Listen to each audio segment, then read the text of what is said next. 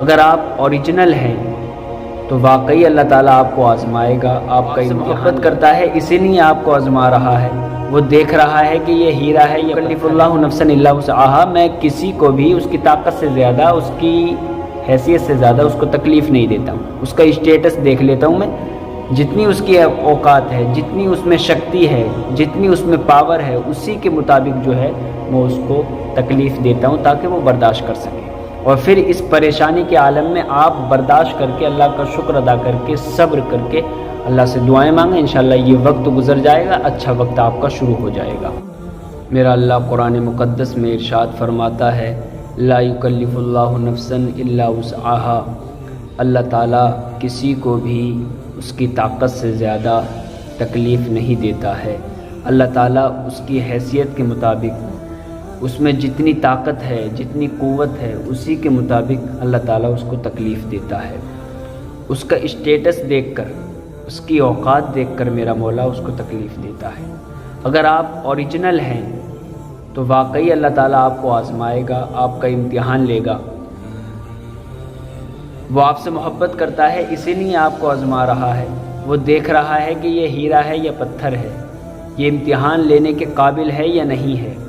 وہ آپ کو آزماتا ہے، آزمائش لیتا ہے، امتحان لیتا ہے۔ تو تکلیف جو ہے وہ اللہ کی طرف سے آتی ہے، وہ اپنے بندوں کو ضرور آزماتا ہے۔ اگر آپ واقعی مومن ہیں اور ایمان والے ہیں، پکے سچے ہیں، تو اللہ تعالیٰ آپ کو ضرور آزمائے گا۔ تو اللہ نے فرمایا کہ میں کسی کو بھی، لا یکلف اللہ نفسا الا وسعہا، میں کسی کو بھی اس کی طاقت سے زیادہ، اس کی حیثیت سے زیادہ اس کو تکلیف نہیں دیتا ہوں، اس کا اسٹیٹس دیکھ لیتا ہوں میں، جتنی اس کی اوقات ہے، جتنی اس میں شکتی ہے، جتنی اس میں پاور ہے، اسی کے مطابق جو ہے میں اس کو تکلیف دیتا ہوں تاکہ وہ برداشت کر سکے۔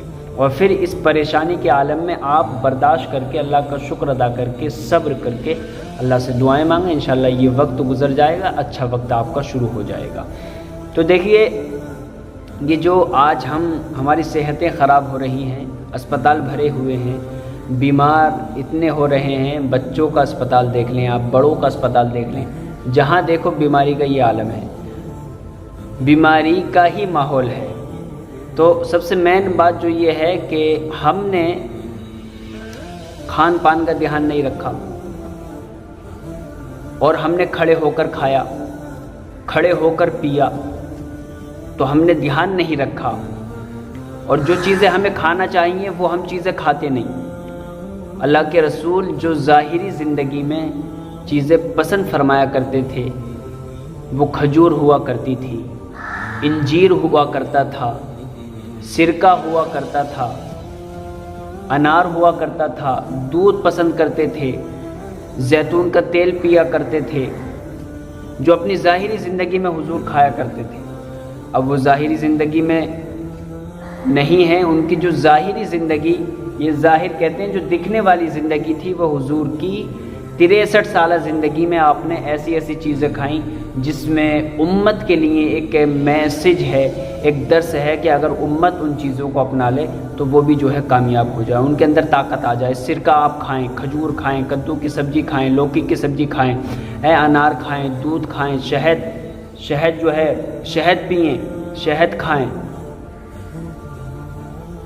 انجیر کھائیں، جو کا آٹا کھائیں، یہ سب طاقت والی چیزیں ہیں۔ اور گڑ کھائیں، یہ جو شکر ہوتی ہے، یہ چیز اللہ کے رسول پسند فرمایا کرتے تھے۔ تو ان چیزوں کو کھانا سیکھو تاکہ آپ میں کوئی بیماری جلدی پیدا نہ ہو۔